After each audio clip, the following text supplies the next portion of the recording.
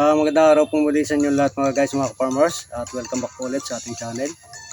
Sa video nito, kung mapapansin po ninyo, nandito po ulit tayo sa ating taniman ng mga gulay. Yan po, nasa may gawing likuran po natin. Yan po.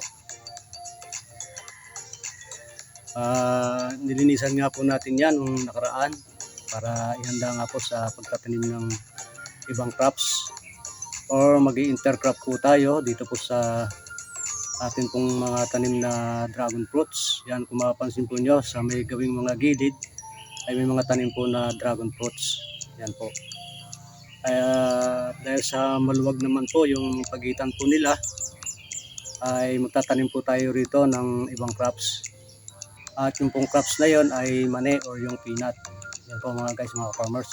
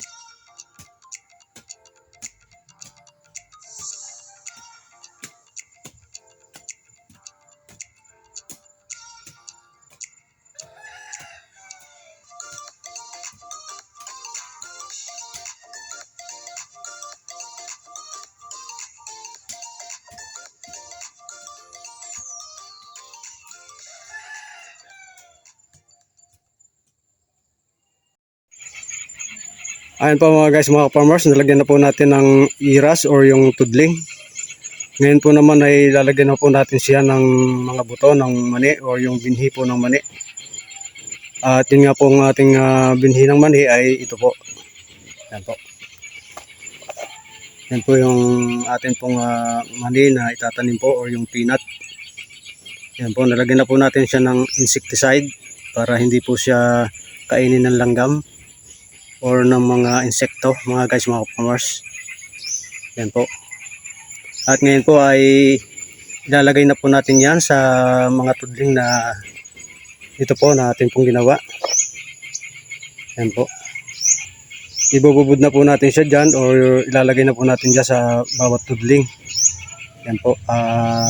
Yan po, pakikita ko po sa inyo kung paano po yung gagawin po natin, mga guys, mga farmers.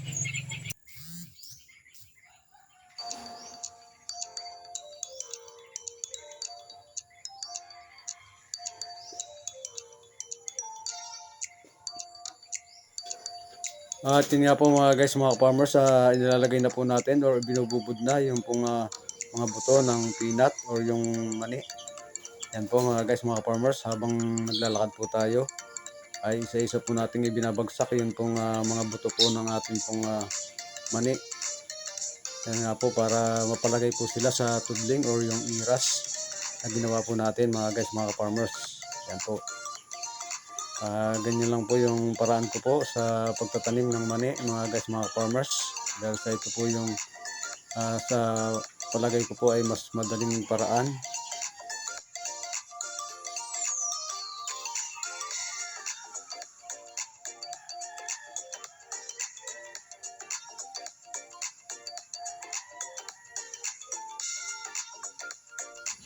At pagkatapos naman po na mailagay natin or maibubod ang mga buto po ng mani or yung peanut sa mga tudling or iras natin itong ginawa, ay tatakpan naman natin po sila ng lupa. Yan po, gamit po yung asarol or tatabunan po natin ng lupa, mga guys, mga farmers. Yan, katulad po ng ginagawa po natin. inihila po natin yung asarol. At sa ganung paraan po ay natatakpan na po ang mga buto na inilagay po natin sa tudling o iras na ginawa po natin.